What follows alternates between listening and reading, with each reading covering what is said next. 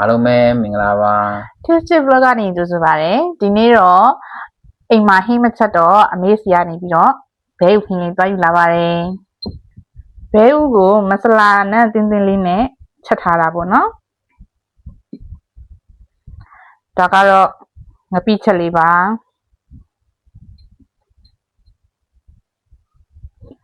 ဒါကတော့တို့စရာလေးပါ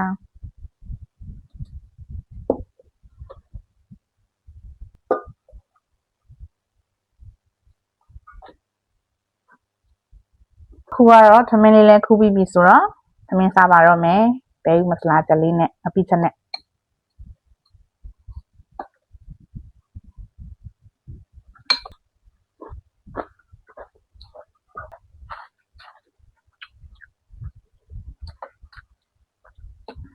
ဘယ်မစလာလေးမှုနေတာလား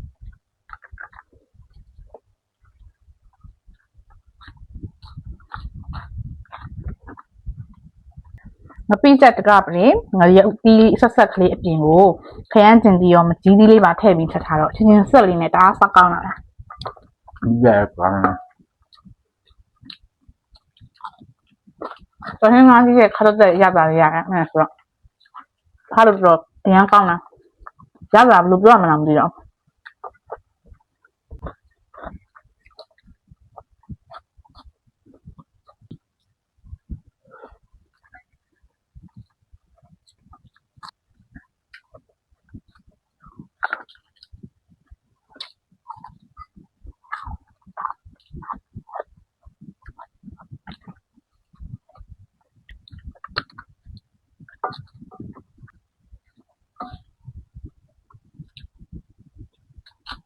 အမေစီကယူလာတဲ့ဘဲဥမဆလာချက်လေးနဲ့ထမင်းစားတာ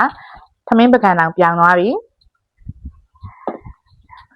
ဗီဒီယိုလေးကိုသဘောကျတယ်ဆိုရင် like and follow နဲ့ share လုပ်ပေးခဲ့ကြပါဦးเนาะနောက်ဗီဒီယိုမှာတွေ့မယ် bye bye